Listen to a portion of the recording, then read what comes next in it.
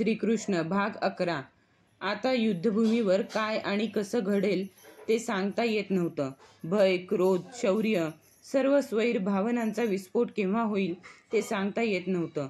आता युद्धाच्या यज्ञकुंडाचं सर्वग्राही वणव्यात रूपांतर झालं होतं. भीम, कर्ण, अर्जुन या तिघांनीच लाखो योद्धे यमसदनाला धाडले होते. जिथं जिथं ते तिघे समोर दिसत तिथं तिथं सैनिक सैरावैरा धावू लागले. रणभूमीवरचा रक्तामांसाचा चिखल योद्ध्यांच्या हत्ती घोड्यांच्या पायांखालून आणि रथचक्राच्या धावांखालून सरकत ओघळत क्षणाक्षणाला दक्षिणेकडच्या उतरत्या भागाकडं साचत चालला होता. त्या भागावर एक दलदलीचा पट्टाच तयार झाला होता. कोणताही दक्ष व कुशल सारथी आपला रथ त्या भागाकडं न्यायला तयार नव्हता. उजव्या बाजूला चाललेलं नकुल व कर्णपुत्र ऋषसेन यांचं युद्ध आता निकराला पोहोचलं होतं. कुणीच कुणाला शरण जात नव्हतं. पांचालीची वेणी सावरून परतलेल्या क्रुद्ध भीमाची आणि कर्णाची गाठ पडली. एकमेकांना पाहताच त्यांनी शतशृंगावरच्या दोन मदमस्त हत्तीनीच्या प्राप्तीसाठी मांडावी अशी झुंज मांडली. दोघेही अमित सामर्थ्यवान, निडर, युद्धकुशल आणि भयावह होते. कर्णाचं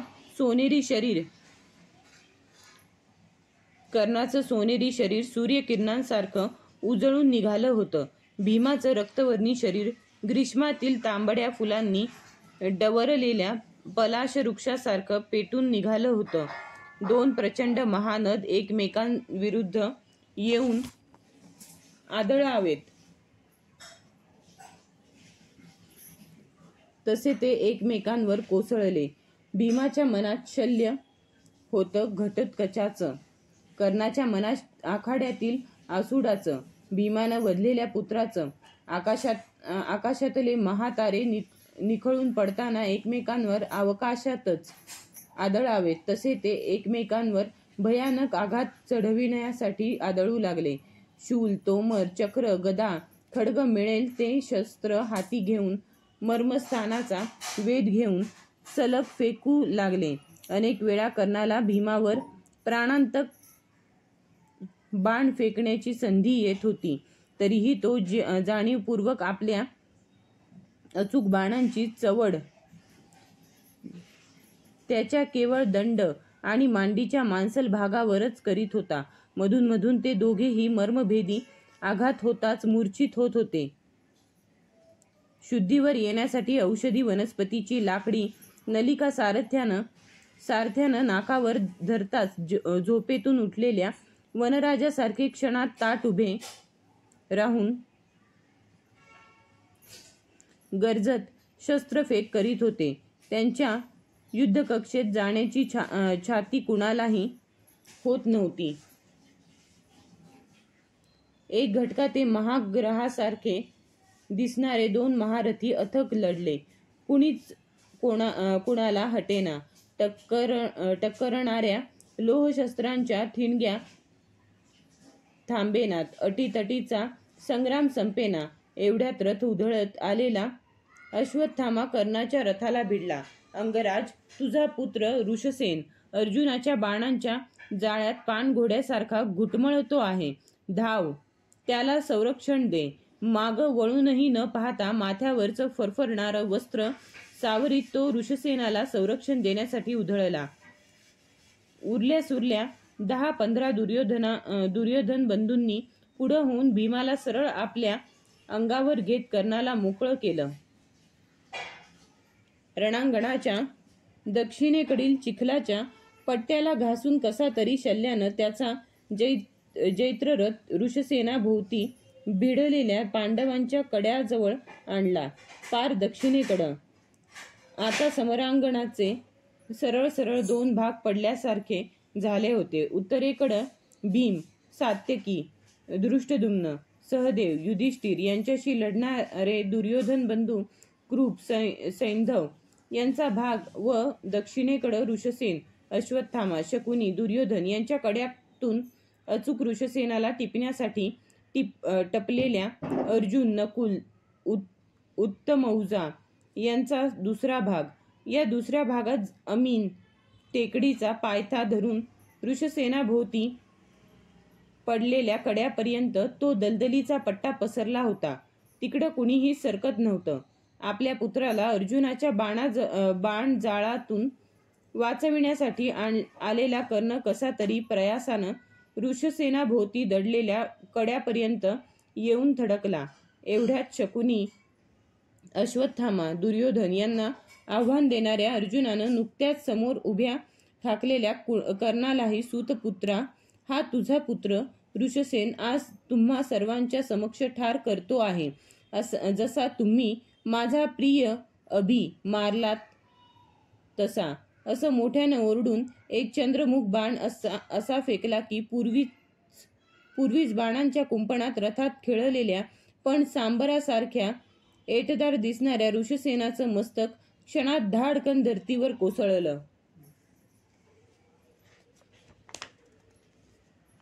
असंख्य जिभा दातांखाली आल्या. ज्येष्ठ कर्णपुत्र ऋषसेन पडला. पांडव सैन्यात आमच्या रथामागं रणवाद्यांचा कल्लोळ केला. अर्जुनासमोर थांबणं नको म्हणून जीव घेऊन धावणारे कुरुसैनिक दिशाहीन झाले. आपला पुत्र पडला हे पाहून कर्णानं आपल्या जीवनात कधीही घातली नव्हती ती प्रत्यक्ष समरांगणात मान खाली घातली. ऋषसेनाच्या मृतदेहाजवळ आणून शल्यानं त्याचा रथ थांबविला. धनुष्य फेकून रथातून तो खाली उतरला. आयाळ कापलेल्या सिंहासारखा. आपल्या निळ्या नेत्रांतून धावणाऱ्या उष्ण अश्रुधारा त्या महावीराला थांबविता आल्या नाहीत.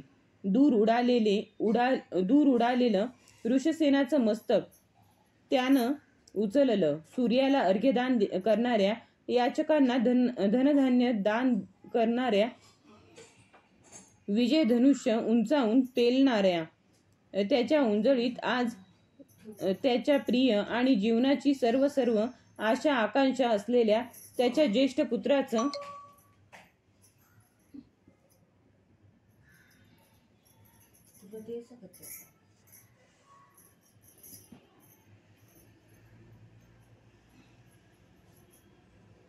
शिरकमल होतं. ऋषसेनाचं शिर त्याच्या धडावर पुन्हा बसविताना त्या सूर्यपुत्राचा धरतीवरच्या क्षुद्र आशा आकांक्षांच्या दलदलीवरच्या प्रेमाचा विश्वासच उडाला. धरतीच्या पाठीवर साचलेल्या कुलाकुलाच्या उच्च नीचतेचा, अहंभावी सामर्थ्याचा, आभासमय मित्रत्वाचा तो मानाच्या निर्धारानं कणाकणानं त्याग करून उभा राहिला. मृतपुत्राच्या देहाला त्यानं स्पुंदत एक प्रदक्षिणा घातली. आता त्याच्या सर्वांगाचा धूमकेतू झाला होता. कोणत्याही नात्याचे पायांत अडखळणारे पाश आता त्याला मोहवू शकतच नव्हते. कीर्तीचे वा प्रीतीचे कसलेही धागे त्याला आता थोपवू शकत नव्हते. आता त्याचं नातं एकाशीच होतं, असीम, अमर्याद, अनंत अशा निळ्या आकाशाशी. माथ्यावरच्या तप्त शाश्वत सूर्य केंद्राशी. खाली वाकून ऋषसेनाच्या कपाळाचं एकदा दीर्घ अवघ्राण करून उठताना त्यानं कंठभाग फुलवून गगनभेदी आरोळी ठोकली. आक्रम. भाग 12. अर्जुनाच्या पराक्रमानं भयभीत होऊन धावणारे कुरुसैनिक खिळ्यासारखे जागच्या जागी थांबले. ते परतून पांडव सैन्यावर प्राणाचा पण लावून हल्ला चढविण्यासाठी. कुरूंचं उरलं सर्व सैन्य एकत्र बांधून तो आता आमच्या नंदघोषाकडं समुद्र वाऱ्यासारखा येत होता. आता तिसरा प्रहर सुरू झाला होता. दक्षिणेकडच्या चिखलाच्या दलदलीत त्याचा रथ उतरविल्याशिवाय शल्याला त्याचा रथ आमच्या रथासमोर उभाच करता येणार नाही. अशा मोक्याच्या जागी मी नंदीघोष उभा केला. कुशल शल्यानं त्या दलदलीच्या पट्ट्यात 4 हात तरी कोरडी जागा मिळते काय हे पाहण्यासाठी त्याचा रथ त्या पट्ट्याभोवती कितीतरी वेळ गरगर फिरविला. शेवटी निरुपायानं थांबून तो कर्णाला म्हणाला, राधेया, आज दिवस अर्जुनाशी युद्ध करण्यासारखा नाही. या दलदलीत रथ घालण्यात धोका आहे. तो हसला, नुसताच हसला.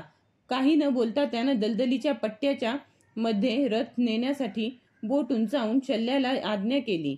आमचा आणि त्याचा रथ आता प्रथमच एकमेकांसमोर उभे ठाकले.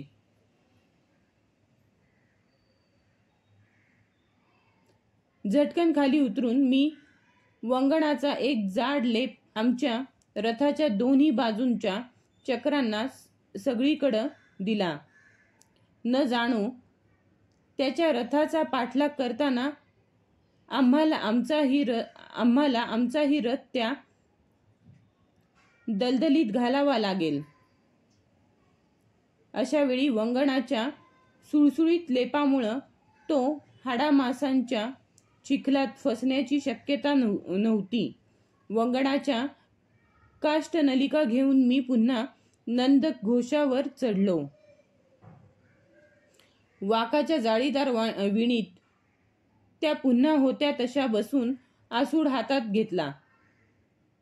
वेडावलेल्या दोन्ही सेनांतील सैनिक योद्ध्यांनी आपल्या रथांवरच्या युद्धामुळं अर्धवट तुटलेल्या पुष्पमाला संपूर्ण तोडून जयघोष करीत त्यांचा आपापल्या सेनानायकांवर गर्जत वर्षाव केला. कुणीतरी वेध साधून फेकलेली एक सूर्यफुलाची माला समोरच्या रथातील राधेयाच्या कंठात अचूक पडली.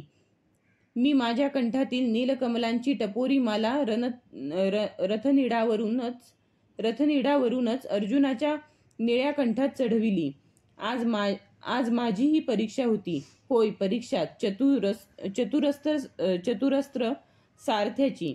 आदर्शवादाला प्राणापलीकडं जपणारा पहिला कौंतेय जिवंत ठेवायचा की व्यवहारवादाची सरळ कास धरून 5 कौंतेय वाचवायचे, अशी ती अतिशय बिकट सत्वपरीक्षा होती.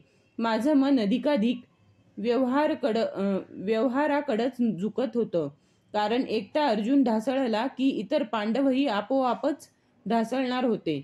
पांडवहीन इंद्रप्रस्थ काय किंवा हस्तिनापूर काय कवडी मोलाचंच नव्हतं काय. प्रत्यक्ष मामाला वदताना माझे बाहू मुठीचा प्रहार करताना थरथरले नव्हते. दंतवक्र, विदुरथ, शतधन्वा, शृगाल, शाल्व, पौंड्रक यांना शासताना माझ्या छातीचे ठोके कधीही वाढले नव्हते. शिशुपालासारख्या आतेबंधूवर तर सुदर्शन फेकताना कधी माझ्या नेत्रकडा पाणावल्या नव्हत्या. पण आज हातातील नंदीघोषाचे वेग मंद मंद स्पंदत आहेत हे स्पष्टपणे मला जाणवत होतं. कारण मला माहीत होतं की आपली निर्घुण अवहेलना झाली म्हणून त्या दानवीरानं जरी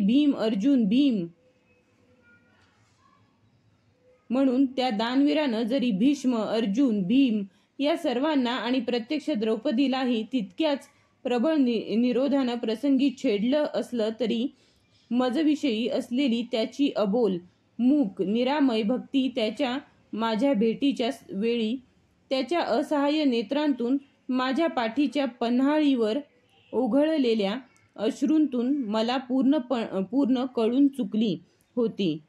त्याच्यासाठी अंतःकरणाच्या राजवस्त्राची क्षणाक्षणाला चाळण करणारी, जिला मी माझी माताच मानली, त्या राजमाता कुंती देवींची आणि त्याची अबोल, मूक, सोशिक नाती मला पूर्ण कळून चुकली होती. माझ्या जीवनयात्रेत ज्यांच्या मूकभक्तीला, त्यागाला आणि प्रेमाला तोड नव्हती अशी माझी म्हणून खरी 4च माणसं होती. माता देवकी, राजमाता कुंती देवी, कर्ण आणि गोकुळातील राधा.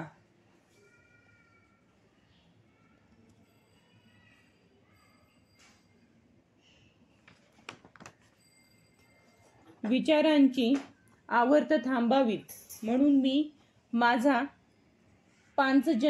पांचजन्य आवेगानं फुंकला. कितीतरी मोठ्यानं चंदनोटी लेपलेले आपले भक्कम पुष्ट मांसलदंड सावरून कर्णार्जुनांनी आपापले शंखशिरा ताणून प्राणपणानं फुंकले. दोन्ही सैन्यातील रणवाद्यांनी शेजारची टेकडी थरथरू लागली. हिमालयाच्या दोन धवल आणि उन्नत शिखरांसारखे ते एकमेकांसमोर उभे राहिले. त्यांच्या डोळ्यांच्या पाणीदार बाहुल्या एकमेकांच्या बाहूंवर खिळल्या. हातांची थोडीशी सुद्धा हालचाल अचूक हेरून समोरचा योद्धा आता कुठं शस्त्र फेकणार याचा कयास ते अचूक करू लागले. आणक, दुदुंबी, गोमुख, मृदंग, रणभेरी, डिडिम या रौद्र रणवाद्यांचा तुमुल संमिश्र आवाज क्षणाक्षणाला वाढू लागला. क्षणभर डोळे मिटून कर्णानं सूर्यस्तोत्र म्हटलं. अर्जुनानंही माझी प्रार्थना करणारे श्लोक डोळे मिटून पुटपुटायला सुरुवात केली. हातातील शंख त्यांनी लाकडी खोबणीत होते तसे पुन्हा ठेवले. शस्त्रफेकीसाठी आपले दीर्घ बाहू सरसावले. एका क्षणाचीच शांतता पसरली आणि मग त्यांनी एकदम कानठळ्या बसविणाऱ्या रण आरोळ्या फोडीत एकमेकांवर अविरत बाणांची भयानक फेक सुरू केली. त्यांचे बाण अवकाशातून असे सुटत होते की तारकामंडलासह आकाशच कोसळून अंगावर पडतं आहे की काय असा भास दोन्ही सैन्यांना झाला. गेल्या 16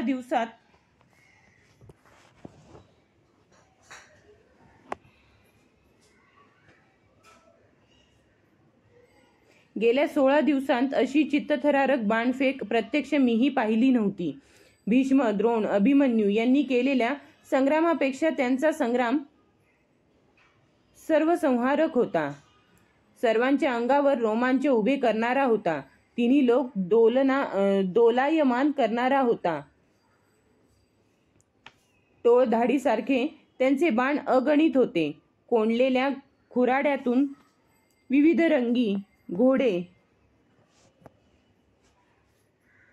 दार उघडताच स्वैर उधळावेत तसे ते भात्यातून क्षणात प्रत्येंचेवर स्वार होऊन उधळत होते. त्यांच्या तीक्ष्ण टापांखाली असंख्य योद्धे जीवनाचे अंतिम श्वास वेचू लागले. ग्रीष्मात वितळणाऱ्या हिमालयासारख्या दोन्ही सेना क्षीण होऊ लागल्या. मानस सरोवराभोवतीच्या तुटलेल्या बर्फाचा कडा सरोवरात कोसळून पडताच पांढऱ्या शुभ्र अशा लाखो हंसाचे थवेच्या थवे जीव घेऊन वर उधळावेत तसे त्यांचे पांढरे जिंदम बाण त्यांच्या विशाल धनुष्यावर मुक्तपणे उधळू लागले. सुसाट नागमोडी वळण घेत एकमेकांवर टकरू लागले. त्यांच्या धावेत क्षणभर झाकाळलेलं आकाश त्यांची टक्कर होताच फुलणाऱ्या तारकांसारख्या स्फुलिंगांनी एकदम लख्खन उजळून निघू लागलं. शेकडो हजारो कशीप बाण आकाशात फेकून ते त्यांतून मृगधारेसारखा शत्रूवर पाऊस पाडू लागले. त्यातूनच पांढऱ्या जिंदम बाणांची विजेसारखी असंख्य नागमोडी वळणं रेखून त्या जिंदम बाणांनी एक पथकाचा प्रमुख अचूक टिपून परस्परांची सेना क्षीण करू लागले. सामर्थ्य कमी करू लागले. सैनिकांना कळेना की बाण कोठून येत आहेत. वारुळातून मुंग्या बाहेर पडाव्यात तसे त्यांचे बाण होते. शतशृंग पर्वताच्या धारदार कडा आपल्या बळकट नखाग्रांनी पकडून उभी असलेली राकट गरुड पक्ष्यांची रांग, माथ्यावरच्या मेघांनी दाटलेल्या आकाशात विजेचा भयंकर गडगडाट होताच पंख फडफडवीत एकदम उधळावी तसे त्यांचे राकट वर्णाचे असंख्य कशीप बाण उधळत होते. धर्मक्षेत्र क्षणात मंडल झाकाळून टाकीत होते. धर्मक्षेत्र कुरुक्षेत्राला थरकवित होते. त्यांच्या रथाचा सारथी निर्बल करण्यासाठी अर्जुन माझ्या माथ्यावरून त्याच्या घोड्यांच्या दिशेनं बाणांची चवड फेकू लागला. पण शल्य खरोखरच कुशल सारथी होता. आपल्या हातांतील वेगानं झटके देऊन क्षणात तो 5 घोड्यांना गुडघ्यात पाय मुडपून खाली बसवीत होता. क्षणात मागील पायांच्या भक्कम खुरांवर 5 घोडे ध्वजदंडाच्या पायथ्या इतके उंच फेकीत होता. काही वेळा तर उंच धिप्पाड घोड्यांसह त्याचा शस्त्रास्त्रांनी ठासून भरलेला अवजड रथ तो एकदम गर्कन असा वळवीत होता की त्याच्या लोखंडी पार्श्वभागावर थडाथड आदळणारे अर्जुनाचे बाण वेध चुकल्याच्या क्रोधानं ठिणग्या फेकीत खालच्या चिखलात टपाटप निष्प्रभ होत कोसळून पडावेत. आता रथाभोवतीचा चिखल अधिकच रटरटू लागला. आपापल्या सेनानायकाला प्रोत्साहन आणि चेतावणी देण्यासाठी भोवतीचे योद्धे त्यांच्या नावांचा अखंड जयघोष करू लागले. आता तो आवाज कोणत्याही आवाजापेक्षा क्षणाक्षणाला जास्तच गगनभेदी होत चालला होता. एक घटकाभर त्यांनी वेडावल्यासारखी नुसती परस्परांवर बाण फेकच केली. त्यांच्या अंगावरची भक्कम लोहकवच असंख्य बाणांच्या तीक्ष्ण टोकांना दाद देत मात्र दोघांच्याही उघड्या दंडावरच्या जखमांतून उष्ण रक्तांचे पाट वाहू लागले. तिकडं लक्ष देण्याइतका अवसरही त्यांना नव्हता. त्या रक्ताचा परस्परांशी नाजूक नातेसंबंध आहे हे फुललेल्या कर्णाच्या आता लक्षातही राहिलं नव्हतं. मत्स्य, पांचाल, सैंधव, गांधार यांच्या दलांतील शेकडो सैनिक डोळ्यांदेखत पिकल्या औदुंबर फळासारखे टपाटप खाली कोसळत आहेत. हे पाहून दोन्ही सेनांतील भयभीत योद्ध्यांनी आपल्या हातांतील शस्त्र थांबविली. त्या दोघांसाठी संपूर्ण समरांगण खुलं सोडून ते विस्पारलेल्या डोळ्यांनी केवळ प्रेक्षक झाले. डोळे ताणून त्या दोघांचा प्रलयकारी संग्राम पाहू लागले. आता ते दोघेही प्राणाच्या मोलानं अतीव कष्ट करून प्राप्त केलेली दिव्यास्त्र एकमेकांवर फेकण्यासाठी सज्ज झाले. यावेळी त्यांना जन्म देणारी राजमाता प्रत्यक्ष कुंती देवी जरी समरांगणात आली असती तरी तिनं सुद्धा ते दोघे एकमेकांचे बंधू आहेत हे मान्य केलं नसतं. जीवनाच्या 2 परस्पर विरोधी ध्रुवांच्या अगदी कडेवर जाऊन ते आता उभे राहिले होते. त्यांच्या पुढं एकच एक दृश्य दिसत होतं. समोरच्या योद्ध्यांचं निष्प्राण कलेवर त्यासाठीच ते आसुसलेले होते. स्वतःला संपूर्ण विसरले होते. चंदनाच्या चूर्णात ज्याचं अग्र सतत मुरत ठेवलं होतं असा सोनेरी भात्यातील एक सर्पमुख असा दिव्य अजस्त्र बाण त्यानं अर्जुनावर फेकण्यासाठी बाहेर काढला. त्याला नकळतच त्या बाणावर एक नागशक्तीनं संचार केला एका नागशक्तीनं संचार केला होता. अर्जुनाच्या कंठाचा वेध घेऊन त्यानं मंत्र पुटपुटला. तो भयानक बाण डोळे विस्पारून सोडला. तो बाण आपल्या कंठाचा वेध घेत वायू वेगानं येतो आहे याचं अर्जुनाला थोडं सुद्धा भान राहिलं नव्हतं.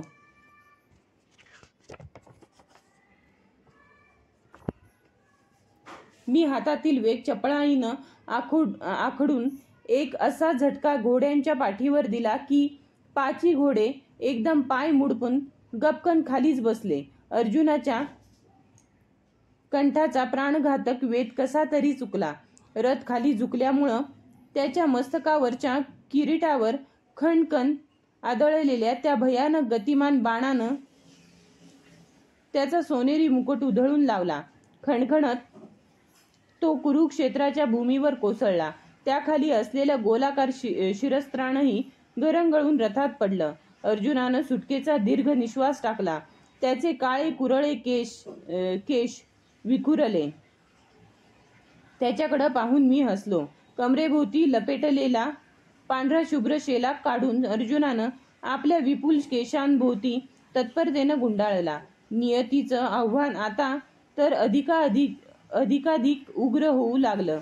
हिमालयावरून कोसळणाऱ्या गंगोत्रीच्या प्रतापासारखा पांढऱ्या बाणांचा ओघ वर्षाहून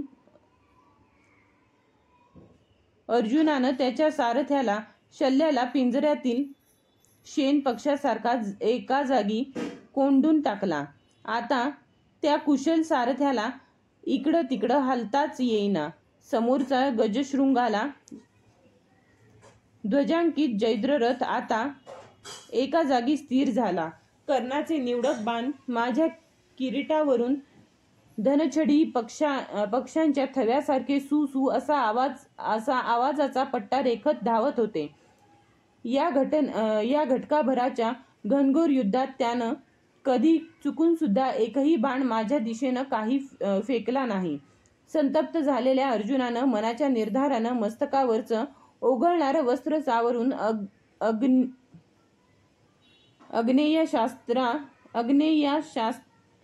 अग्नेयास्त्रापूर्वीचे सूचक मंत्र पुटपुटायला सुरुवात केली. अंजनीच्या फुललेल्या वृक्षदंडासारखा आता तो फुलून निघाला होता. एक प्रकारचं अति दिव्य तेज त्याच्या मुद्रेवरून ओसंडू लागलं. लाल भडक पिसांचे भरगच्च तुरे माथ्यावर मिरविणारे हजारो कारंडव पक्षी दृश्यद्वितीच्या पात्रावर एकदम झेपवावेत तसे अर्जुनाच्या गांडीव धनुष्यातून सुटलेले अगणित अग्निबाण माझ्या डोक्यावरून आग ओकत समोर फरफरत धावू लागले. सगळ्या आकाशमंडलाचं यज्ञकुंडच झालं आहे. हे काय आहे? सगळ्या आकाशमंडलाचं यज्ञकुंडच झालं आहे की काय? या भयानं कौरव सैनिक भयभीत होऊन धावू लागले. सूर्यबिंब फुटून त्यातून तप्त रसच अंगावर कोसळतो आहे. या विचित्र भयानं अनेक मूर्छित झाले. अर्जुनाचे बाण अग्नीचा पाऊस पाडू लागले. अर्जुनाच्या अग्निबाणांना निष्प्रभ करण्यासाठी कर्णानं गुडघे टेकून वरुणास्त्राचे दिव्य मंत्र डोळे मिटून आळविले. त्याच्या ओंजळीतून अर्घ्यदान करताना पडलेलं पाणीच आज्ञाधारक सेवक म्हणून त्याच्या सहाय्यासाठी काळ्या मेघांबरोबर विजांचं अनिर्बंध तांडव नृत्य घेऊन धावलं. त्यानं फेकलेल्या शेपटाला हत्तीच्या कानासारखे चांबडी पंख जोडलेल्या अमोघ बाणांची संख्या इतकी होती की कुरुक्षेत्रावरची हवेची पोकळी त्यांनी क्षणात समूळ हलवून टाकली. गगनमंडळातील सभोवतीचे काळे ढग क्षणातच रणभूमीवर दाटले. गडगडत मुसळधार पावसाचा वर्षाव करून त्यांनी अर्जुनाच्या अग्निबाणांच्या मागं लपलेली त्याच्या मनाची आगही विझवून टाकली.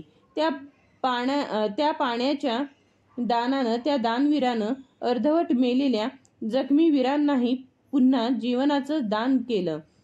पण त्याला माहीत नव्हतं की त्याच्याच वरुणास्त्रानं त्याच्या रथचक्रांभोवती चिखल अधिकच दाटत चाललाय. कर्णाच्या वरुणास्त्राचे वर्षणारे मेघ परतावेत म्हणून अर्जुनानं निवारक अशा वायव्यास्त्राची कुशल योजना केली. सुसाट घोंगावत धावणाऱ्या वाऱ्यानं आकाशात दाटलेली मेघांची कोंडी उधळून लावली. कुरुक्षेत्र पुन्हा सूर्यकिरणांनी उजळून निघालं. अर्जुनाच्या वायव्यास्त्रानं अनेक रथांवरच्या ध्वजपताका खेळणी म्हणून उडवून लावल्या. आनंदित झालेल्या अर्जुनानं जयनाद करीत वज्रास्त्राचं अभिमंत्रण करून ते असंख्य तीक्ष्ण शस्त्र घेऊन धावणारं अस्त्र कर्णावर फेकलं. आपल्या दिशेनं चित्र विचित्र आकारांची शस्त्र गतीनं येत आहेत हे पाहूनही कणभरही न चळलेल्या त्या कर्णानं प्रत्युत्तर म्हणून महेंद्र पर्वतावर प्राप्त केलेल्या भार्गवास्त्राची योजना केली. दोन्ही अस्त्रांतील दिव्य आणि संहारक शस्त्र भयानक खणखणाट करीत एकमेकांवर टक्करली. स्फुलिंग वर्षवून धरतीवर निष्प्रभ होत कोसळली. अर्जुनानं फेकलेल्या दिव्य अशा सर्वनाशी ब्रह्मास्त्राचंही निवारण त्यानं निर्धारानं केलं. एवढंच काय, पण त्याच्या अचूक बाणांनी आमच्या नंदघोषावर फरफरणारी ध्वजपताकाही ठिकठिकाणी फाटून निघाली. रथधावेचा आधार घेऊन तो बाण फेकीत होता. वळून ते आमच्या रथात घुसत होते. पिनाक, पाश, तोमर, बिंदीपाल, चक्र, त्रिशूल सर्व प्रकारची शस्त्र त्यांनी एकमेकांवर फेकली. कोणी थकत नव्हतं. युद्धाचा निकाल लागत नव्हता. तिसरा प्रहर संपवून सूर्य पश्चिमेकडं कलू लागला. इंद्र आणि बली, नहुष आणि इंद्र, जरासंध आणि भीम या सर्वांहून त्यांचा संग्राम अतिभयानक होता, चित्तथरारक होता, क्षणाक्षणाला उग्र होत होता. निशीत, नाराज, जिदम, सन्नतपर्व, कंकपुंख, बस्तिक, रुक्मपुंख, शूर अशा असंख्य बाणांचा जाळीदार खच संपूर्ण समरांगणावर पडला होता. त्यांची इच्छा नसतानाही त्यांनी फेकलेल्या दिव्य अस्त्रांनी असंख्य योद्धे कामी आले. दोन्ही सेनांतील वीर आता केवळ हजारांनी मोजता येतील एवढा भयानक संहार त्या दोघांनी केला होता. दोघेही हटत नव्हते, क्षणभरही थकत नव्हते. 16 दिवसांत झालेल्या युद्धापेक्षा त्यांचं 1 दिवसाचं युद्ध आता कुरुक्षेत्रालाही पाहावत नव्हतं. ते धर्मक्षेत्रही भेदरलं होतं. निर्वाणीचं म्हणून त्यानं अति कष्ट करून महेंद्र पर्वतावर प्राप्त केलेलं परशुरामाकडील अथर्वण अस्त्र अर्जुनावर फेकलं. त्याचा वेध चुकविण्यासाठी मी सर्व घोडे गरकन गोल फिरविले. 1-2 कासरे नंदीघोष असा मागे घेतला की तो आता चिखलाच्या पट्ट्यात उतरला. रथचक्राच्या वंगणाचा लेप मी एवढ्याचसाठी दिला होता. अथर्वण अस्त्राचा मारा चुकला. आमचा रथ त्याच्या रथाच्या दिशेनं पाठमोरा होऊन येत असलेला पाहून शल्य दात ओठ खात हलण्याचा यत्न करू लागला. पण बाणांच्या पिंजऱ्यात जखडून टाकला गेल्यामुळं त्याला लवभरही हालता काही येईना. तरीही घोड्यांना चेतावणी देण्यासाठी शिरात आणून हाकारा देत त्यानं हातातील वेग फटाफट पांढऱ्या घोड्यांच्या पाठीवर आदळले. घोड्यांनी खूर रुपवून सर्व सामर्थ्यानिशी रथ वळविण्यासाठी जीवाची शर्थ केली. पण 1 सूतभरही तो रथ काही हलला नाही. आता तो हलणार नव्हता.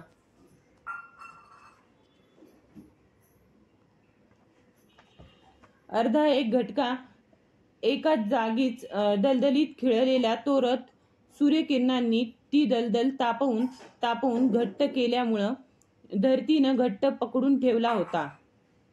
त्याच्या रथचक्राभोवतीची दलदल सूर्यकिरणांनी तापवून घट्ट केली होती. आता आपल्या पुत्राची अधिक कोणतीही मानखंडना करून द्यायला प्रत्यक्ष त्याचा पिता सूर्यच तयार नव्हता. तो त्याला त्याच्या चिरंतन निजधामाकडं घेऊन तर जाणार नव्हता. थकलेल्या शल्यानं रथातील बाणभाते सोडून सर्व अवजड शस्त्र खाली फेकण्याची कर्णाला सूचना केली. तो भराभर सर्व शस्त्र बाहेर फेकू लागला. निसरड्या रणभूमीवर पुन्हा पायांचे खूर नेटानं रुपवून रथ उद्धरताना पुन्हा पायांचे खूर नेटानं रुपवून रथ उद्धरताना घोड्यांच्या तोंडाला फेस आला. तरीही रथ 1 कणभरही पुढं सरकला नाही. त्याच्या रथाचं डाव चक्र रणभूमीत फसलं होतं. त्याच्या रथाचं डावचक्र रणभूमीत फसलं होतं. महेंद्र पर्वताच्या चिखलात वाट चुकलेला खोंड फसतो तसं. मी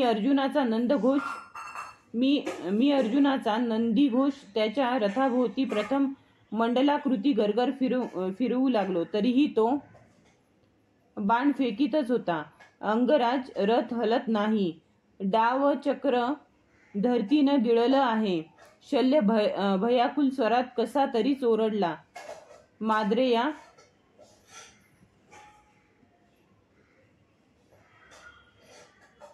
सरकू नकोस.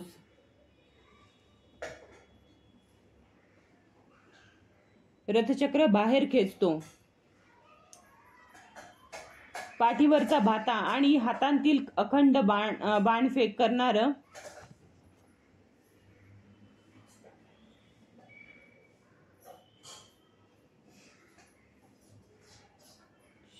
शल्य धनुष्य सावरीत तो रथातून एका झेपेतच खाली उतरला.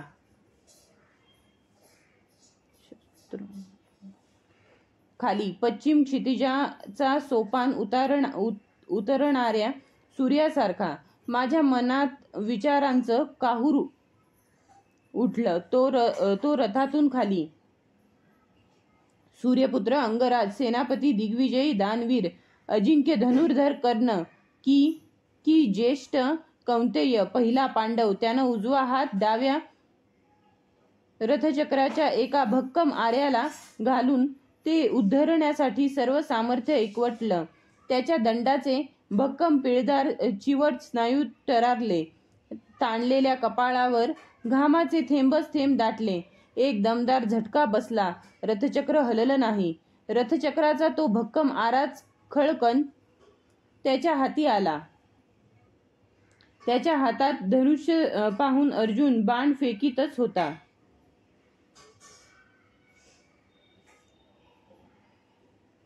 ते बाण त्याच्या उघड्या दंडात रुपू लागले. तो खाली बसला. रुपेल तितकं धनुष्य धरतीत खाली रुपवून त्यानं ते स्थिर केलं. आता त्यानं बाणफेकीचा बैठा पवित्रा घेतला. डाव्या हातानं आपल्या पाठीवरचे बाण काढून तो त्या एकाच हातानं ते विजय धनुष्यावर चढवू लागला. दाताच्या भक्कम पकडीत प्रत्यंच्या पकडून ती ताकदीनं खेचून दातांनी अचूक बाणफेक साधू लागला. उजव्या हातानं रथचक्र उद्धरण्यासाठी निकरानं झुंजू लागला. आणखी एक दोन भक्कम आरे निखळले, पण रथचक्र काही हललं नाही, हलणार नव्हतं. त्यानं एका हातानं फेकलेल्या एका मर्मभेदी बाणामुळं अर्जुन मूर्छित झाला, कोसळला. ते पाहून निर्धारानं त्यानं हातातील विक्रमी विजयी धनुष्यही खाली ठेवलं. चिखलात दोन्ही हात खुपसून सर्व सामर्थ्यानिशी रथचक्र बाहेर काढण्यासाठी.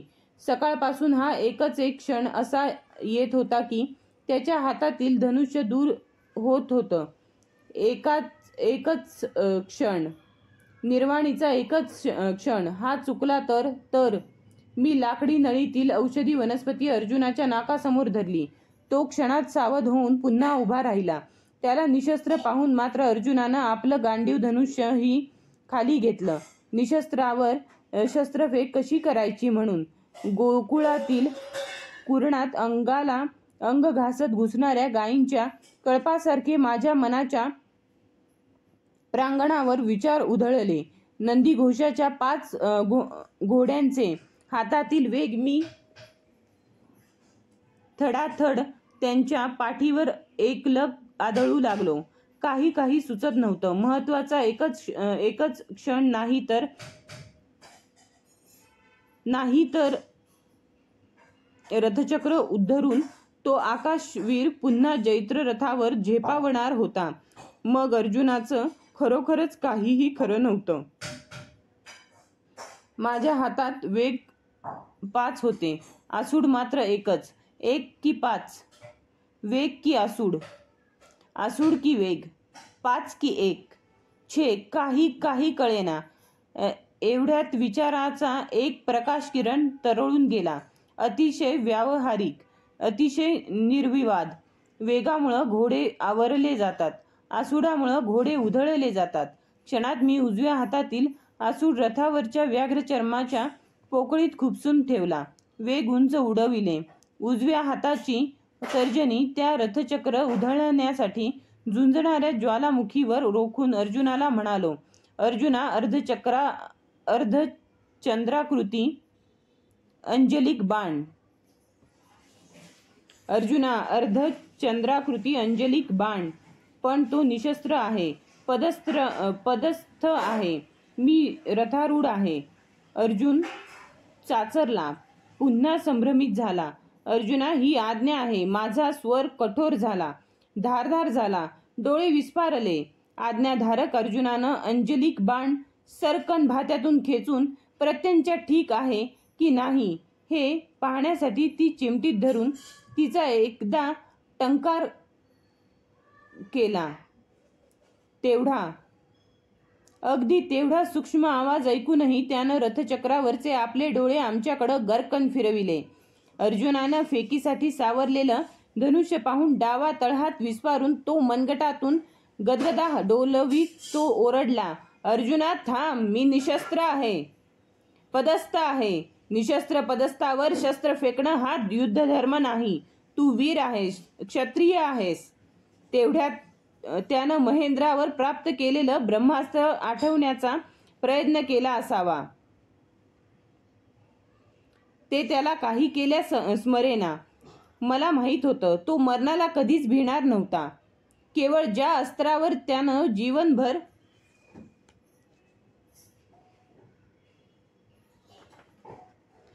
जीवापाड प्रेम केलं ते अस्त्र हाती असताना येणारा मृत्यूच त्याला पाहिजे होता. पण तोही आता त्याला मिळणार नव्हता. ते योग्य नव्हतं आणि आता तर ते शक्यही नव्हतं. त्याचे भेदक उद्गार ऐकून अर्जुनही भांबावला, चलबिचल झाला. त्याच्या हातांतील सावरलेलं धनुष्य पुन्हा हळूहळू खाली येऊ लागलं. निर्धार डळमळू लागला. त्याचे ओठ पुन्हा सुकले. आता त्या राधेयाला जीवनाची एकही घटका देण्यात अर्थ नव्हता, कारण त्याचं सत्य जीवन कोणालाही पेलवणारं नव्हतं. त्यासाठी अर्जुनाच्या मनाची भक्कम तयारी करण्यासाठी व्यवहाराचं गोंडस तत्वज्ञान मला पुन्हा कर्णाला ऐकविणं भाग होतं. तो आव्हानात होता तो धर्मच त्याच्या अंगावर उलटवून मला आता अर्जुनाला गतस्मृतीची आठवण देऊन खंबीर करायचं होतं. ढासळलेला संभ्रमित अर्जुन मला आता पुन्हा ताठ उभा करायचा होता. माझ्या मुखातून शब्दांची यमुना धावू लागली, फेसाळणारी महापुरासारखी. धर्म, राधेया, धर्माचा अर्थ तुला माहीत तरी आहे काय? सूतपुत्रा, कुरूंच्या प्राचीन सभागृहात पांचालीला वारांगणा म्हणताना तुझा हा दिव्य धर्म कुठं गेला? पुत्रांसह वनात अनवानी जाणाऱ्या कुंती देवीला पाहताना तुझा धर्म कुठं लपला होता?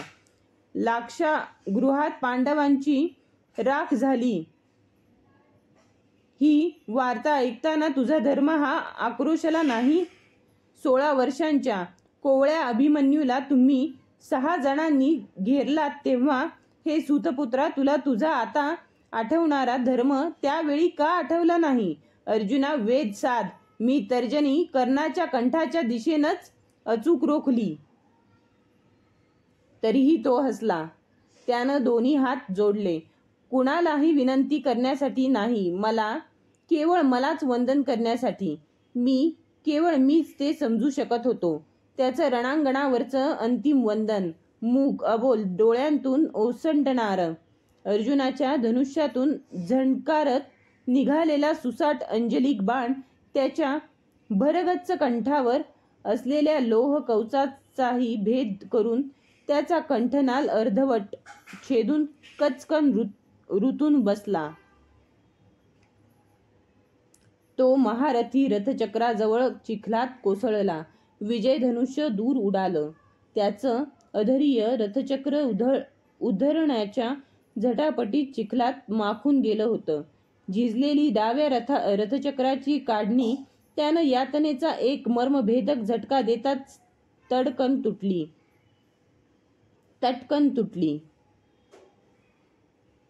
रथचक्र कण्यातून उखडलं.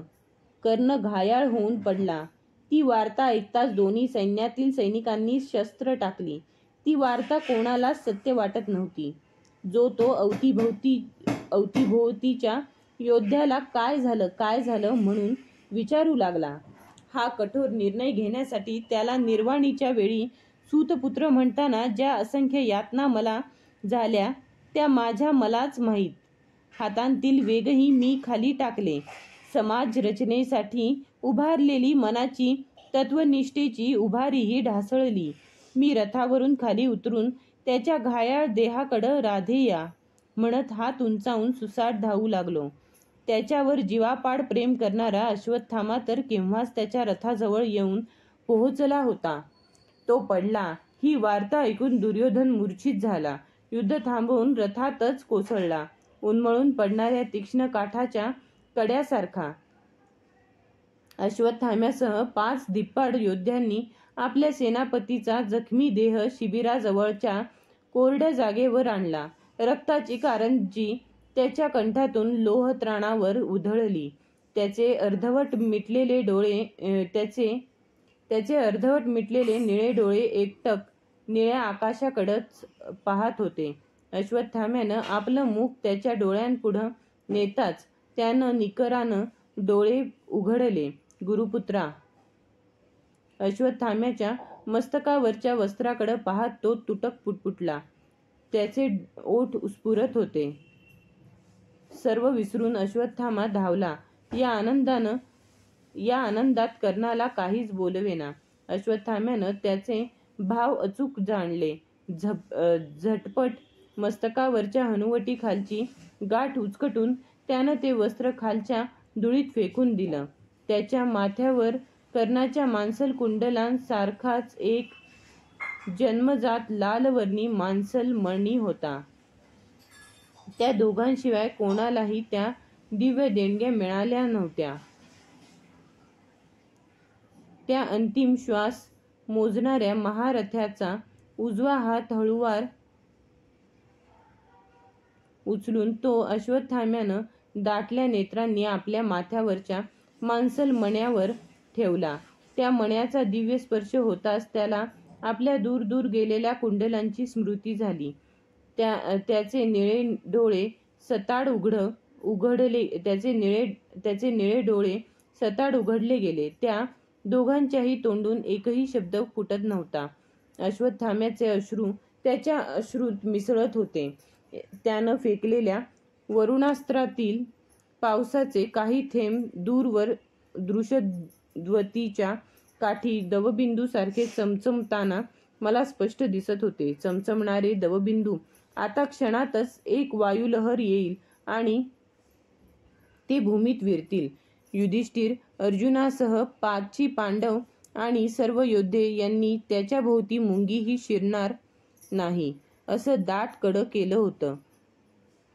त्याचा पुत्र चित्रसेन त्याच्याजवळ अश्रुपूर्ण नेत्रांनी बसला होता. सगळे स्तब्ध होते. त्याचे क्षणात अर्धवट उघडणारे डोळे सर्वांवर गरगर फिरू लागले. तो बहुधा दुर्योधनाला पाहू इच्छित असावा. तो त्याला भोवती कुठंच दिसत नव्हता. माझ्याकडं पाहताच त्या तशा स्थितीतही त्याच्या मुखावर हास्याची एक अस्फुट लकेर स्पष्ट चमकून गेली. निकरानं त्यानं पुन्हा आपले डोळे संपूर्ण उघडले. अवजड वाटणारे दोन्ही हात हळूहळू वर उचलीत त्यानं आपल्या मस्तकावरचा मुकुट काढून तो माझ्या चरणांवर हळूवार हातांनी ठेवला. राजसूय यज्ञाच्या दिवशी तो अनावृत मस्तकानं यज्ञमंडपात बसलेला पाहून मीच तो अश्वत्थाम्याकरवी त्याच्या मस्तकावर ठेवला होता. आता तो मुकुट तेवढ्याच अबोलपणं तो माझ्या चरणांवर ठेवीत होता. गाढ भक्तीनं त्यानं चरणांवर ठेवलेला तो मुकुट मी खाली वाकून वर उचलला. कधी नव्हे ते माझ्या डोळ्यांतही 2 अश्रुबिंदू तरळले. आता त्याचा त्या मुकुटावर काहीच अधिकार नव्हता. मी पितांबरानं त्यावरची धूळ पुसली. पांडवांसह सर्व योद्धे ते पाहताना विस्मित झाले. त्यांना काय कळणार होतं, कसं कळणार होतं तो कर्ण होता हे.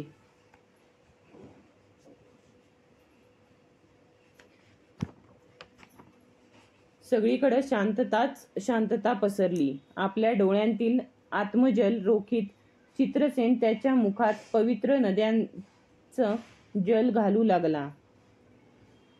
श्वास रोखून आपल्या अर्धवट तुटलेल्या कंठाखाली ते जल घोटताना त्याला होणाऱ्या असंख्य यातना प्रत्येक जण डोळ्यात प्राण आणून पाहू लागला. गंगेत अर्घ्यदान करणारा तो भक्त गंगेचं पवित्र जल पीत होता. भाग 13. अरे कोणीतरी दानवीर या धर्तीवर आज शिल्लक आहे काय?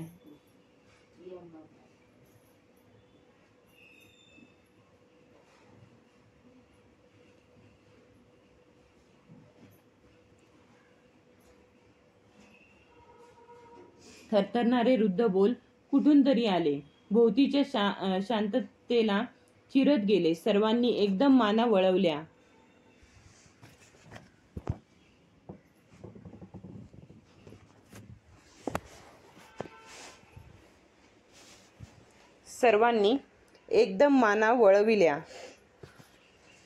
पराकोटीच्या आश्चर्यानं एका वृद्ध ब्राह्मणानं युद्धात कामी आलेल्या आपल्या पुत्राचं प्रेत शोधून काढलं होतं. पण त्याचा दहनविधी करण्यासाठी लागणारही धन निर्धन अशा त्या एकाकी वृद्धाजवळ नव्हतं. तो आर्तपणे चित्कारत भेटेल त्या जिवंत जखमी योद्ध्याला गाठून आपला सुरकुतलेला हात पसरत समरांगणावर गरगर फिरला होता. युद्धाच्या वणव्यात माणुसकी होरपळून निघाल्यामुळं एकही योद्धा त्याच्या आक्रोशाकडं लक्ष द्यायला तयार नव्हता. गर्दी पाहून आशेनं तो आम्ही उभे होतो तिथं आला होता. योद्ध्याच्या कड्यात कोणता महावीर अंतिम श्वास मोजतो आहे वगैरे काहीच माहीत नसल्यामुळं तो बाहेरूनच ओरडत होता. अरे कोणीतरी दानवीर या धर्तीवर आज शिल्लक आहे काय? त्याची मान लडलडत होती. हातातील आधाराची काठी थरथरत होती. त्याचे थरथरणारे कातर बोल जखमी कर्णाच्या जडशीळ होणाऱ्या कानात शिरताच दानवीर या शब्दाशी निगडीत असलेला त्याचा दिव्यात्मा क्षणात पाझरला. त्याचं संपूर्ण शरीर एकदम कसं तरीच थरथरलं.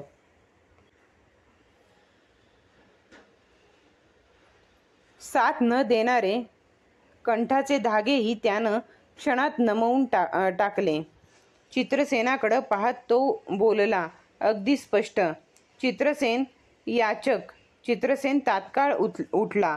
लगबगीनं कड्याबाहेर जात त्यानं त्या वृद्ध ब्राह्मणाच्या हाताला धरून त्याला आत आणून पित्यासमोर उभं केलं.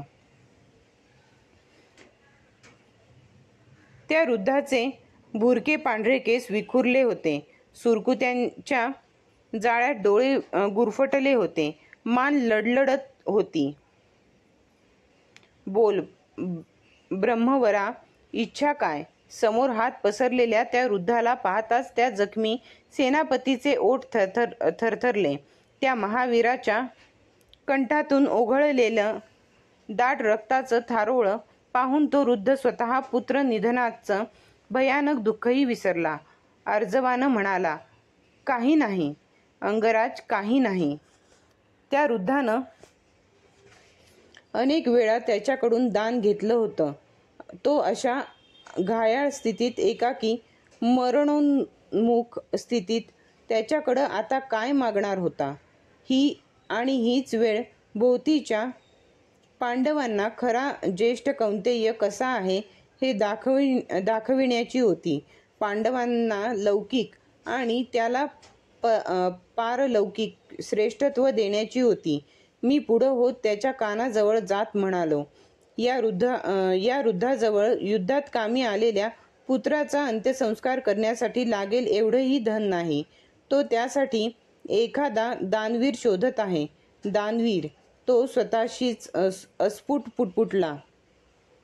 एकदम त्यानं आपले डोळे गपकन मिटले. इतस्ततः हातपाय हलवून तो तळमळू लागला. असहाय्यतेनं मुठी वळू लागला. त्या याचकाला कोणतं दान द्यावं ते त्याला सुचेना. त्याची कोंडी फुटेना. छातीवरचं लोहत्राण लपलप खालीवर होऊ लागलं. काय करणार होता तो आता? त्याचं दानशूरत्व आता या अंतिम क्षणी कळून जाणार होतं. लोखंडी शस्त्र आणि लोहत्राण यांशिवाय भोवतीच्या कुठल्याही योद्ध्याच्या अंगावर एक साधा फुटका मणीही नव्हता. सोनेरी किरीट उरले होते, पण ते पांडवांच्या मस्तकावर. त्याचे तळमळणारे हातपाय एकदम एकाएकी थांबले. कसल्या तरी निर्धारानं त्यानं पुन्हा आपले निमुळते डोळे उघडले. त्यातून एक अनावर अद्वितीय तेज नुसतं ओसंडून चाललं होतं. चित्रसेन पाषाण. त्यानं चित्रसेनाला आज्ञा केली. आपल्या पित्याची आज्ञा पाळणारा चित्रसेन उठला. त्यानं दूरवर जाऊन एक पाषाण खंड आणला. चित्रसेनाला समोर पाहताच त्याचे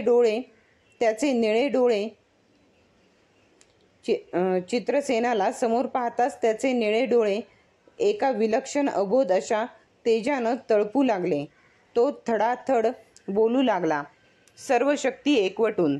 चित्रसेन, त्या पाषाणानं माझ्या मुखातील सोनेरी दात पाडून ते याचकाला ताण पडल्यानं तो क्षणभर थांबला. कंठातील बाणांमुळं होणाऱ्या तीव्र यातनांना थोपविण्यासाठी त्यानं डोळे घट्ट मिटले. चित्रसेन उभ्या थरथरू लागला. त्याच्या पित्यावर त्याचं नितांत प्रेम होतं. या अंतकाळी त्याच्या चरणांवर फुलं उधळायची सोडून प्रत्यक्ष त्याचे दात पाडायचे हे कठीण, महाकठीण कर्म तो कसा काय करू शकला असता? त्या पंचविशीतल्या उभारीच्या तरुणाच्या अंगाला कंप सुटला. कपाळावर घामाचं थारोळं साठलं. चित्रसेन, त्याच्या आवाजाला धार आली. लोहत्राणावर आदळणाऱ्या बाणाच्या पात्यासारखा त्याचा आवाज होता. तुला कोरूंच्या सेनापतीची ही आज्ञा आहे. चित्रसेन, त्याच्या आवाजात अधिकाराची विलक्षण धार होती. त्याची आज्ञा भोवतीच्या कुठल्याही वीराला मोडता येणार नव्हती. भोवतीच्या योद्ध्यांच्या कानांवर विश्वास बसत नव्हता.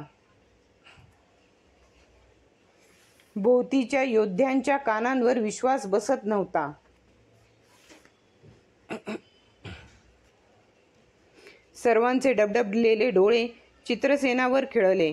तो थरथर कापतच होता. दिवसभर रणांगणात सिंहासारखा लढणारा तो वीर आता सशासारखा थरथरत होता. एका जागी संवेदनाहीन झाल्यासारखा खिळला होता. त्याच्या कपाळावरचे घामाचे थेंब हातातल्या पाषाणावर टपकले. चित्रसेन, त्याचे ओठ आता थरथरू लागले. डोळे आग पाखडू लागले. तो क्रोधानं आपल्या पुत्राकडं पाहू लागला. अवज्ञा करणाऱ्या सैनिकाकडं सेनापतीनं पाहावं तसं. अंगावर वीज पडल्यासारखा चित्रसेन झटकन पुढं झाला. तो कितीही झालं तरी त्याचाच अंकुर होता. चित्रसेनाला पुढं झालेला पाहताच त्याचे डोळे आनंदाने चमकले. क्षणातच त्यानं ते घट्ट मिटून अंगाभोवतीच्या वेदनांहून आता दातांच्या मुळांतून येणाऱ्या असह्य वेदना सहन करण्यासाठी आपल्या हातांच्या भक्कम मुठी वळल्या. निमुळत्या डोळ्यांभोवतीचं सोनेरी कातडं संकोचलं. नेहमी सूर्यस्रोताचे पावन मंत्र उच्चारणारं आपलं विमल मुख त्यानं विस्फारलं. पूर्ण उमललेल्या टवटवीत सूर्यफुलासारखं. सूर्यफुलातील परागदंडासारखेच दाटीवाटीनं बसलेले शुभ्र दात चमकले. त्यांतील 2 दात सुळ्यासारखे संपूर्ण सोन्यानं मढविले होते. ते पिवळी सतेज किरणं फेकू लागले. सूर्यतेजात तळपू लागले. उरातून उफाळणारा उमाळा निकरानं गळ्यातच थोपवून चित्रसेनानं हातातील पाषाण उंचावला. अनेकांनी डोळे मिटून घेतले. कोणत्याही युद्धभूमीवर साकारलं नसेल असं सत्य कुरुक्षेत्रावर साकारत होतं. खाड खाड 2 आवाज कुरुक्षेत्राच्या भूमीत विरले. हातातील पाषाण फेकून अनावर झालेला हुंदका आपल्या वीर पित्याला ऐकवणार नाही, कधीही मानवणार नाही म्हणून चित्रसेन तीरासारखा भोवतीचं कडं फोडून स्पुंदत बाहेर धावला. शक्तिपात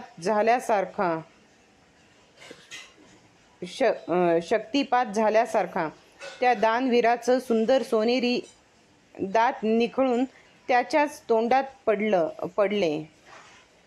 त्या दानवीराचे सुंदर सोनेरी दात निखळून त्याच्याच तोंडात पडले.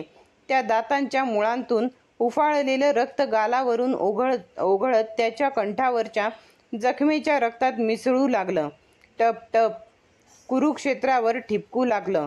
भोवतीच्या योद्ध्यांचे अश्रूही पाझरू लागले. त्यानं मोठ्या कष्टानं तोंडातील दात हातात घेतले. आता त्याचे डोळे विलक्षण असाधारण तेजानं तळपत होते. कधीमधी उमटणारी खळी गालावर उमटत होती. तो थरथरत तुटकपणं बोलू लागला. याचका, हे दान रक्तानं माखलेलं, हे अपवित्र दान कसं तुझ्या पवित्र हातावर ठेवू? पुन्हा सर्वांच्या अंगावर काटा उभा राहिला. त्याची जीवनाची अचूक कल्पना काय होती हेच माझ्याशिवाय भोवतीच्या कुणालाही समजू शकत नव्हतं. समजलं तरी ते कधीही पचू शकत नव्हतं. हातातील दातांवरचे रक्ताचे डाग कसे घालवावेत हे न समजल्यानं पुन्हा असहाय्य झालेल्या त्याच्या तळपणाऱ्या नीलवर्णी डोळ्यांतून अश्रूंची संततधार पाझरू लागली. डबडबत्या नेत्रांनी त्यानं अमीन टेकडीकडं कलत चाललेल्या आकाशातील आपल्या पित्याकडं क्षणभर पाहिलं. एकटक अविचल. दुसऱ्याच क्षणी जाणीवेची एक अद्भुत गूढ सूक्ष्म तार त्याला चेतावणी देऊन निघून गेली. जीवनभर जे अतर्क्य होतं ते असाच तो करीत आला होता. डोळ्यांतून पाझरणाऱ्या अश्रूंच्या धारेत त्यानं हातातील रक्तमय दात धरले. अविरतपणं अखंडपणं डोळ्यांतून अश्रू पाझरत राहावेत म्हणून तो अविचलपणं एकटकपणं सूर्यबिंबाकडं पाहतच राहिला. त्याच्या अथांग मनात भावनांचा कसला महाभयानक कल्लोळ माजला असेल त्याची कल्पनाही करता येत नव्हती. प्रत्यक्ष मलाही. त्याच्या सोनेरी दातांवरचं रक्त त्याच्या विशुद्ध अश्रूंत वाहून गेलं. दात स्वच्छ झाले. सूर्यकिरणात चमचम तळपू लागले. परावर्तित किरणं फेकू लागले. त्याहून त्याचे डोळे आनंदाच्या विलक्षण समाधानाच्या उर्मीनं तळपू लागले. मनगटातील अर्धवट तुटलेल्या निशिगंधाच्या मालेतील एक फूल उपटून त्यानं ते दातांवर ठेवलं. ते दान आपल्या भव्य कपाळाला लावून त्यानं हसत हात उंचावला याचकाला दान देण्यासाठी. आता ते दान सर्व विधीनिशी पूर्णसूचित दान झालं होतं. जगात अनेकांनी दान केलं असेल, पण मरणाच्या दारातील एवढं चित्तथरारक, उत्तुंग, एकनिष्ठ, अजोड दान तो एकटाच करू जाणत होता. पहिला पांडव, ज्येष्ठ कौंतेय, सूर्यपुत्र, अजोड दानवीर. सभोवतीच्या असंख्य मुखांतून सहजोद्गार बाहेर पडले. साधू साधू, धन्य धन्य. थरथरणारा वृद्ध ब्राह्मण पुढं झाला. आता ते दान स्वीकारणंच भाग होतं. थरथरत्या ओंजळीत त्यानं ते दान घेतलं. त्याच्या वृद्ध डोळ्यांतून पाझरलेले कृतज्ञ अश्रू त्या 2 सोनेरी दातांवर आणि अर्धवट तुटक्या निशिगंधाच्या फुलांवर पडले. त्या वृद्ध याचकाला वंदन करण्यासाठी तो मान झुकविण्याचा प्रयत्न करू लागला. कंठातील बाणानं त्याला ते शक्य होईना. तो वृद्ध न राहून बोलला, दानवीर कर्ण, जिनं तुला जन्म दिला ती माता धन्य आहे. ज्या भूमीनं तुझा देह पोसला ती ही भूमी धन्य धन्य. दानवीर कर्ण, आर्यवर्तात तुझ्यासारखा एकनिष्ठ दानवीर झाला नाही, भविष्यात कधीही होणार नाही. ते बोल तळमळीचे होते. थरथरणारी मान आणि ओघळणारे अश्रू सावरीत तो वृद्ध ते अजोड दान घेऊन आपल्या पुत्राच्या मृतदेहाकडे जाण्यासाठी वळला. तो वृद्ध ब्राह्मण वेशात आलेला प्रत्यक्ष सूर्यदेव तर नव्हता. त्याला समाधानानं परतताना पाहून क्षणाचाच सोबती असलेल्या त्या दानवीराच्या मुखावर एक अस्पष्टशी हास्याची लकीर तरळून गेली. कोणतं समाधान होतं त्या हास्यात? सर्वांनाच ते समजू शकत नव्हतं. अर्जुनाच्या हातातील धनुष्य आणि भीमाच्या खांद्यावरील गदा आता थरथरत होती. एवढी अचाट सहनशक्ती पाहूनही त्यांना कळत नव्हतं की तो सूतपुत्र नव्हता, नाही, तो सूर्यपुत्र होता, कौंतेय होता. त्यांना शोभून उरणारा ज्येष्ठ बंधूच होता. पण त्यांना ते अद्याप माहीत नव्हतं.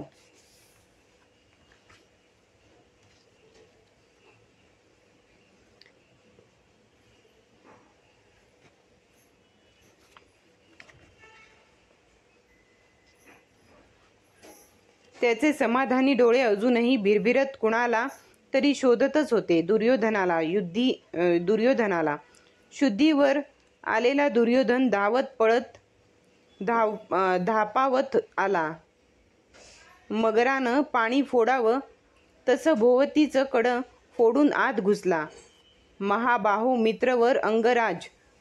तो त्याला पाहतच कितीतरी भेदकपणं चित्कारला. आयुष्यात कधी कधी नव्हते ते त्याच्या घाऱ्या डोळ्यांतही अश्रू तराळले. त्याचे सख्खे 80 बंधू ठार झाले होते, पण त्यांच्यासाठी सुद्धा तो कधीही एवढा विरघळला नव्हता, कळवळला नव्हता. त्यानं दुर्योधनाला डोळ्यांच्या संकेतानंच आपल्या जवळ बोलावलं. आता तो अगदी शेवटचं दान करू इच्छित होता. शेवटचं आणि महत्त्वाचं दान, विचारांचं दान. मित्रवर, माझ्या मृत्यूबरोबरच हे विनाशी युद्ध थांबव.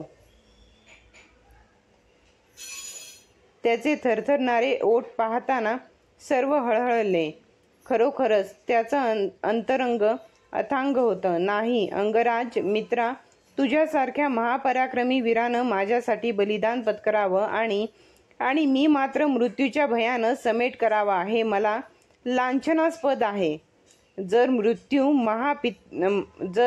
मृत्यू पितामहांना, गुरु द्रोणांना आणि आज तुलाही घेरू शकतो, तर मी काय आणि कुणीही काय चिरंजीव नाही. तुझ्यासाठीच ते चालू राहील. दुर्योधनानं एक जळजळीत कटाक्ष माझ्यावर आणि अर्जुनावर फेकला. दुसऱ्याच क्षणी गुडघे टेकून त्याचा दीर्घ बाहू हातात घेऊन तो एवढा निग्रही कौरव नेता स्फुंदू लागला. चित्रसेनाहून भयानक. कर्णानं दुसऱ्या हातानं थोपटून दुर्योधनाला शांत केलं. आता तो कणाकणांनी पृथ्वीचा त्याग करू इच्छित होता. दात आणि कंठ यांतून झालेल्या अविरत रक्तस्रावानं त्याला आता वारंवार ग्लानी येऊ लागली. अश्वत्थाम्यानं पुढं होत त्याचं मस्तक प्रेमभरानं आपल्या मांडीवर घेतलं. रक्तस्रावानं आता त्याच्या डोळ्यांवर एकसारखी झापड येऊ पाहत होती. झापड येऊ पाहत होती. मला वाटलं होतं की दुर्योधन त्याला या अंतकाळी त्याची अंतिम इच्छा काय आहे हे म्हणून विचारील, पण दुःखावेगानं त्याला तेवढं भानच राहिलं नव्हतं. दुर्योधनाचं जीवन आता कण्यांतून निखळलेल्या रथचक्रासारखं झालं होतं, दिशाहीन. त्या दानवीराचे श्वास आता अडखळू लागले.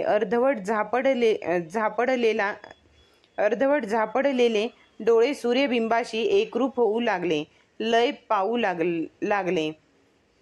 त्याचा सुंदर देह अचल होत होता. त्याच्या दमदार श्वासोच्छवासाबरोबर लयीत वर खाली होणारं विशाल छातीवरचं लोहत्राण आता मंद मंद स्पंदू लागलं. त्याची अंतिम इच्छा विचारण्याचं सर्व नैतिक उत्तरदायित्व आता केवळ एकट्या माझ्यावर येऊन पडत होतं. केवळ एकट्या माझ्यावरच. झटकन मी पुढं झालो. त्याच्या पाळ तुटलेल्या कानाजवळ तोंड नेत हळूच पुटपुटलो, कौंतेया, तुझी अंतिम इच्छा? त्यानं झापडणारे निमुळते डोळे निर्धारानं पुन्हा उघडले. 2 अश्रुबिंदू त्याच्या डोळ्यांत तरळलेले मला स्पष्ट दिसत होते. कसले होते ते? दुःखाचे, पश्चातापाचे, छे, धन्यतेचे, कृतार्थतेचे. मी त्याला कौंतेया म्हटलेलं ऐकून धन्य झाल्याचे. तोही हळूहळू पुटपुटू लागला. द्वारकाधीशा, माझी अंतिम इच्छा की तूच माझा अंत्यसंस्कार एका कुमारी भूमीवर करावा. कुमारी भूमी. त्याचा आवाज अत्यंत क्षीण झाला होता. कुमारी भूमी म्हणजे? त्याला अचूक काय पाहिजे होतं ते मला नीटपणं कळलं नाही, म्हणून मी पुटपुटलो, होय, कुमारी. ज्या भूमीवर कधी तृणांकुरसुद्धा उगवले नसतील, उगवणार नाहीत. माझी दुःख ती पुन्हा पुन्हा या मर्त्य भूमीवर कधीच कोणत्याही रूपात उगवू नयेत. म्हणून ही पंचमहाभूते कुमारी भूमीत लय. त्याचा आवाज आता अत्यंत क्षीण व अस्पष्ट होत चालला होता. त्याची ती धक्का देणारी विलक्षण अंतिम इच्छा ऐकून मीही स्तिमित झालो. तो अर्धवट बोलत होता. त्याला आणखी काही सांगायचं तर नसेल म्हणून मी माझे कान त्याच्या अगदी ओठांजवळ नेले. टवकारून ऐकू लागलो एकचित्तानं. तो अस्पष्ट अर्धवट शब्द उच्चारत होता. ली, माता, न. तो काय म्हणू इच्छित होता ते माझ्याशिवाय कुणाला स्पष्ट सांगता आलं नसतं. तो ऋषाली म्हणत होता की पांचाली? तो कुंती माता म्हणत होता की राधा माता? शोण म्हणत होता की अर्जुन? मी ताडलं. तो दोन्हीही म्हणत होता. आता त्याच्या तोंडातून अस्पष्ट शब्दही बाहेर पडेनासे झाले. सूर्यबिंबावर खेळलेल्या निळ्या बाहुल्या क्षणभरही चळत नव्हत्या. त्याच्या ओठांच्या हालचालींवरून तो काय म्हणत होता ते मी ओळखू शकत होतो. अर्घ्यदान करणारा एका एकनिष्ठ सूर्यपुत्राचे ते शेवटचे शब्द होते. ओठांच्या हालचालींवरून नक्कीच सवितृ मंत्रांचे, गायत्री छंदातले ते दिव्य बोल होते. ओम भूर्भुवः स्वः तत्सवितुर्वरेण्यं. एकाएकी त्याच्या ओठांची तीही हालचाल क्षणात थांबली. सर्वांनी श्वास रोखले. त्याचा आकाशदत्त श्वास पूर्ण थांबला. छातीवरचे स्पंदणारे लोहत्राण आता शांत झाले, स्थिर झाले. महान तेजस्वी असा डोळे दिपविणारा एका प्रखर तेजाचा प्रचंड स्रोत क्षणात सर्वांसमक्ष त्याच्या ऋतकमलातून बाहेर पडून आकाशमंडलातील पश्चिम क्षितिजावर अमीन टेकडीच्या माथ्यावर रेंगाळणाऱ्या विशाल अशा लाल लाल सूर्यबिंबाकडं प्रचंड गतीनं झेपावला. क्षणात त्या रसरशीत तप्त हिरण्यगर्भात लय पावला. त्या जात्या महान तेजवतीच्या सर्वांचे डोळे दिपले, अंधारले. त्या मृत्युंजय महावीराचं महानिर्वाण झालं.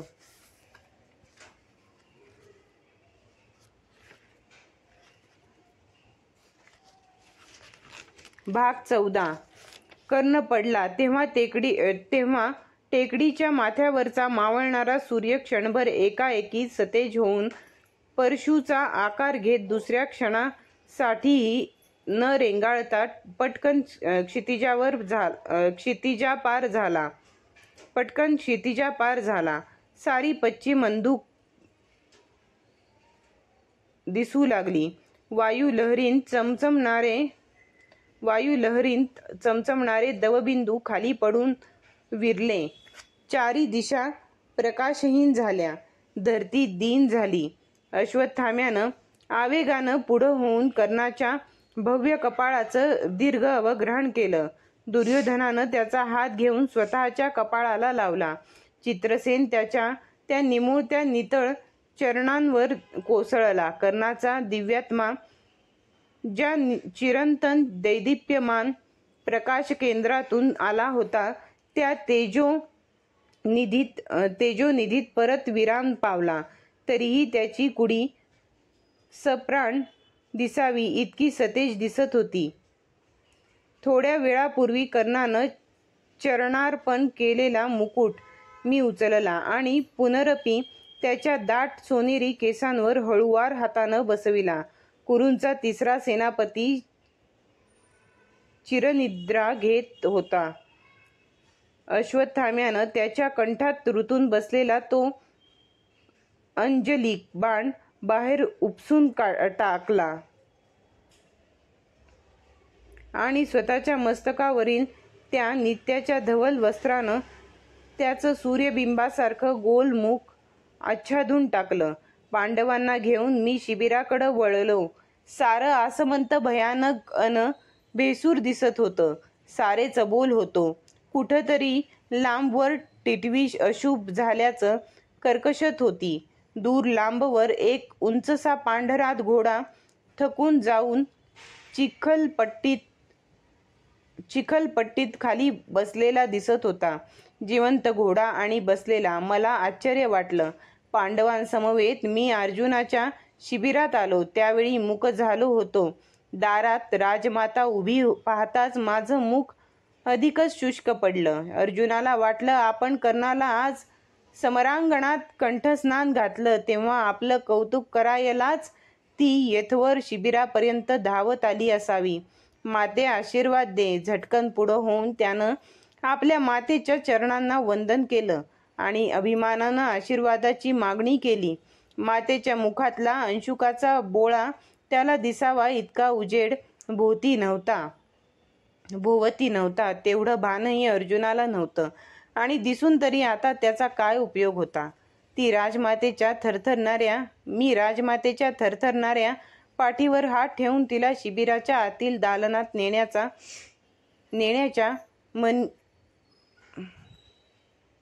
मनीषानं तो प्रसंग सावरला. क्षणमात्रच मी ती आणि पांडव एकत्र आलो. पण युद्धवस्त्र बदलण्याच्या निमित्तानं पांडव बाहेर पडले. शिबिरात केवळ मी आणि कुंती देवीच उरलो. आणि मग मात्र त्या महान स्त्रीचा मनोनिग्रह बांध फोडून स्फुंदू लागला. केशवा, अरे त्याचं अखेरचं दर्शन तरी. दाटून आलेल्या उमाळ्यामुळं तिला अधिक बोलवलं नाही. ओंजळीतलं मुख वर सुद्धा करवलं नाही. वीर जननी राजमाते शोकावर. ते एक तर आता गेलाच आहे. हातचे पाच घालवू नकोस. आज मध्यरात्री मी तुला त्याचं दर्शन घडवील. या क्षणी तरी गौप्यच राहावयास हवं. तिनं नेत्रकडा टिपल्या. अनेक विटंबना, असंख्य समरप्रसंग पाहिलेली ती निग्रही वीरमाता मध्यरात्री कर्णाच्या प्रत्यक्ष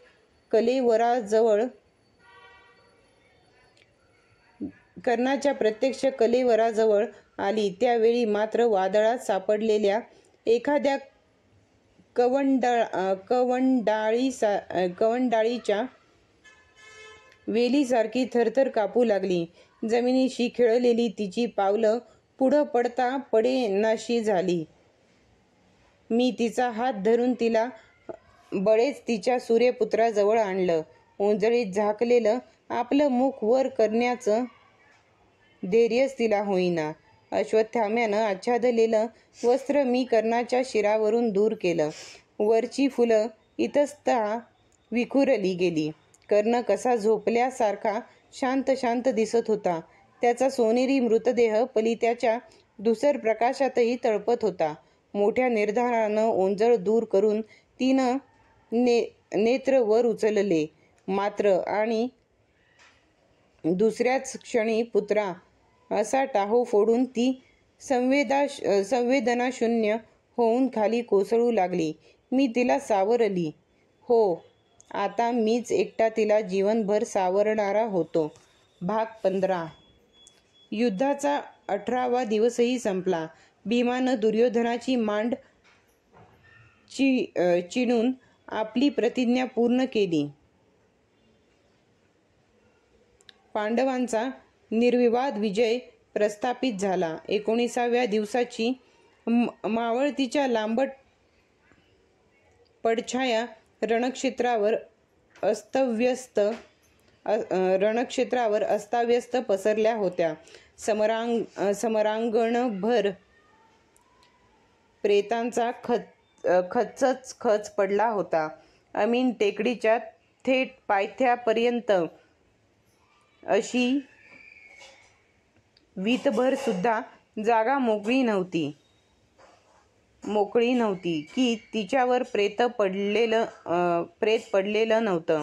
दूरवर एक शुभ्र अश्व दिसत होता मात्र बसलेला. माझं कुतूहल जागृत झालं आणि मी त्या घोड्याच्या दिशेनं चालू लागलो. केव्हाचा तरी मी कर्णाचं कलेवर धुंडाळत होतो. घोड्याजवळ येताच मला आश्चर्याचा धक्का बसला. माझी शंका खरी ठरली. तो कर्णाचा वायुजितच होता आणि धन्याच्या शवाजवळ अद्याप बसून होता. शेपटाची चवरी धन्याच्या मुखावर ढाळीत.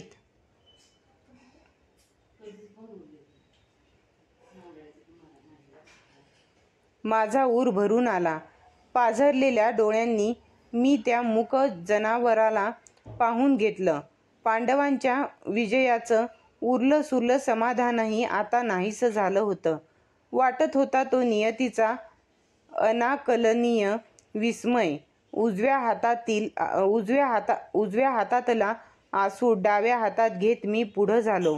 प्रेमभरानं त्या जनावराला थोपटलं तसं त्याचं शुभ्र कातडं शरीरभर थरारलं. सारथी म्हणून असलेल्या माझ्या अनुभवाचा उपयोग झाला.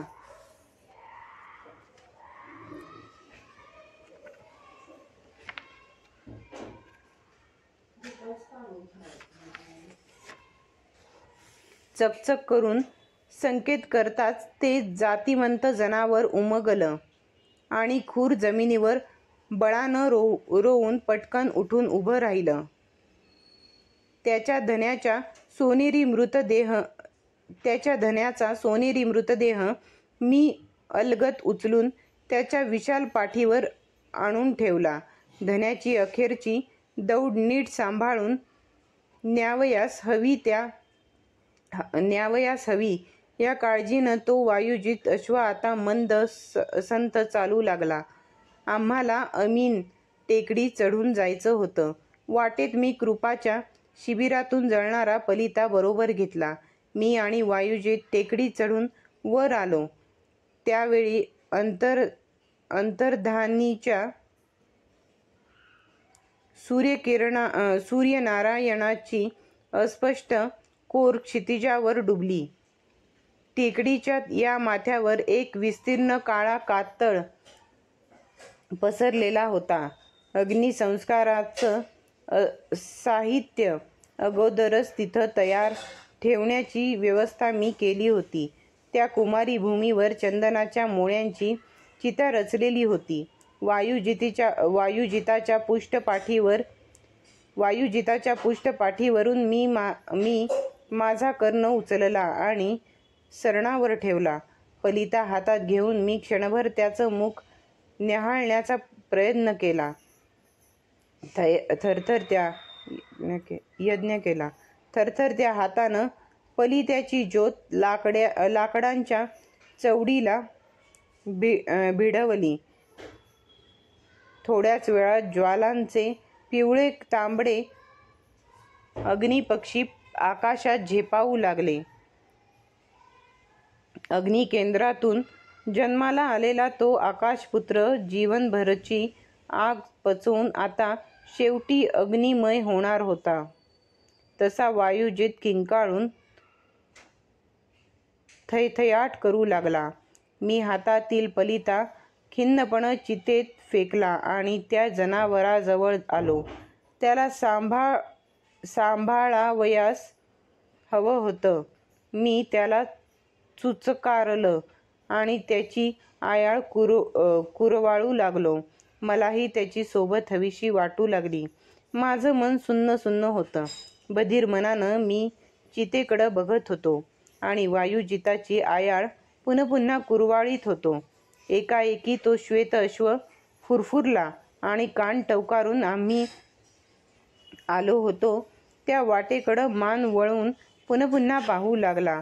शुभ्र वस्त्र धारण केलेली एक स्त्री हळूहळू पुढं येत होती.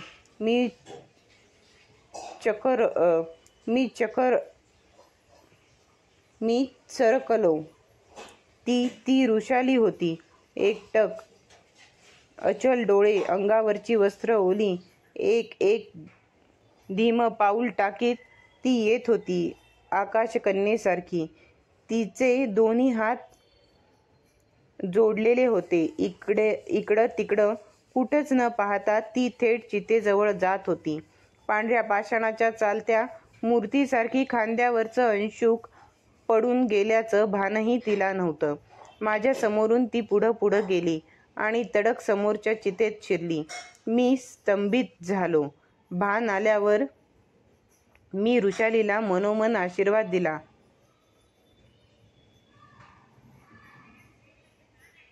आसूडाच्या दंडानं तिचं अंशुक चितेत टाकण्यासाठी उचललं. पदराला गाठ पाहून ते मी चितेत न झोकता आश्चर्यानं मागं घेतलं. अग्निप्रवेश करून पतीला चिरालिंगन देण्यास निघालेल्या सतीला हा मोह तरी कशाचा? शंकेनं मी गाठ सोडली. खापराचा तुकडा, फुटक्या घड्याचा एक तुकडा. मी संभ्रमित झालो.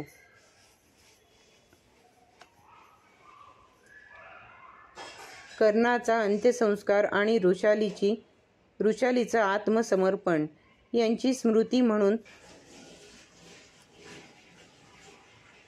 जवळ राहू द्यावा या इच्छेनं मी तो तुकडा चितेत फेकून देण्यासाठी उंचावलेला हात तसाच खाली घेतला आणि तो तुकडा माझ्या पितांबराच्या शेवात बांधून घेतला. आसूड खांद्यावर टाकून वायुजिताचा कंठबंध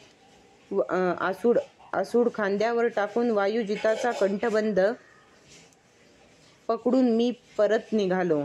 टेकडीची उतरू लागलो. त्यावेळी माझ्या शोधात असलेले पांडव आसूड खांद्यावर टाकून वायुजिताचा कंठबंध पकडून मी परत निघालो. टेकडीची उतरू लागलो. त्यावेळी माझ्या शोधात असलेले पांडव चितेच्या ज्वाला पाहून टेकडीवर धावत येत असलेले मला स्पष्ट दिसत होते. कारण फरफरणाऱ्या पलित्यांची संख्या 5 होती. ते पांडवच होते. पण आता उशीर झाला होता. फार उशीर झाला होता.